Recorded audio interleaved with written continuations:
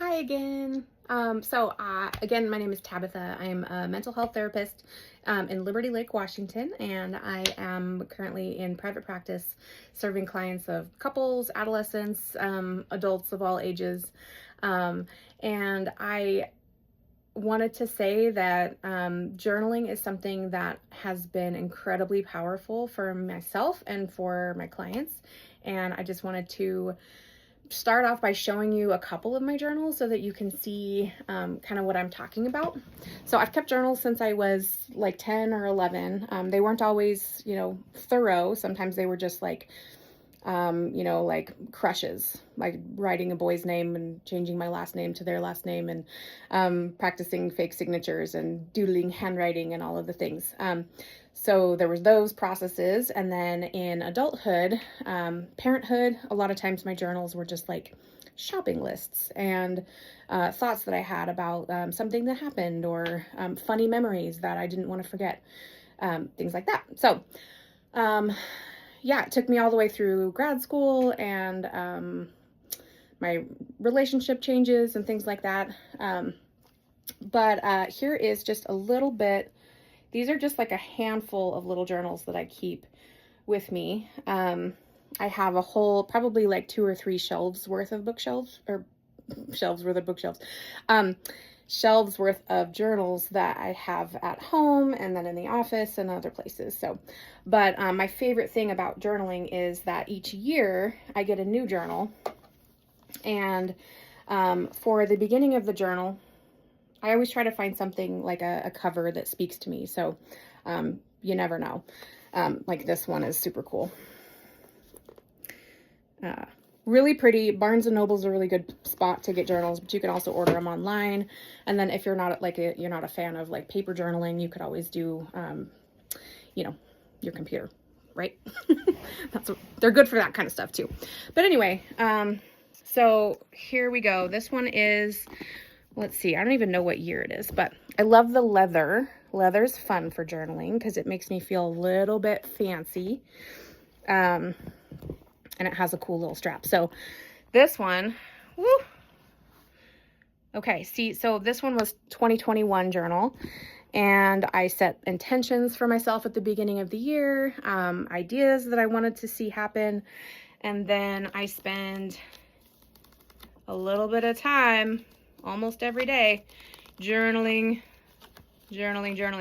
But then when I get to the end of the year, so right around Christmas every year, I spend a little bit of good quality time with myself where I sit down and I reread it sounds crazy, but I reread my entire year journal from beginning to end. And the really cool part about that is that I'm able to see all of the areas that I have grown. What are like some of the life lessons that I've learned along the way. Usually there's some sort of pattern that emerges.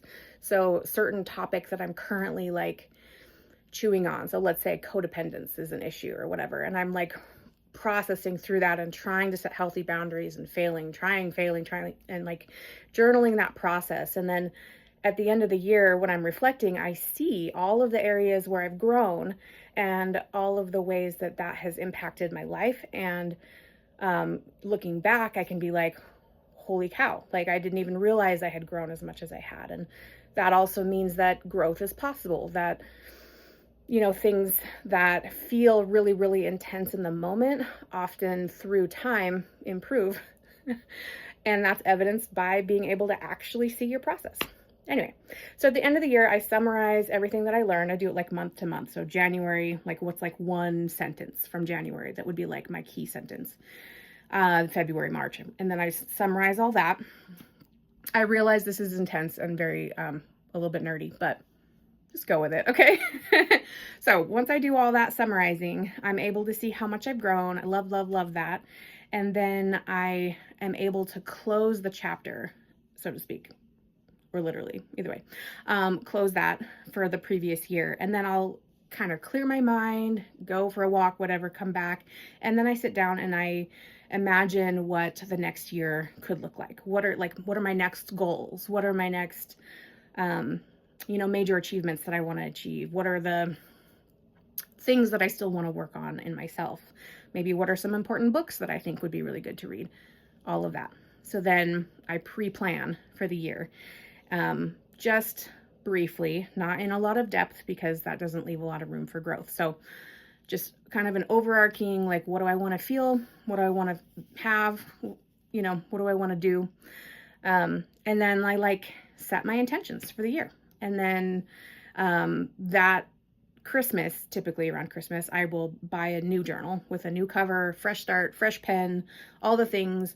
And then January 1st, I open that thing up and I start 1/1 of the next year, and I just start going.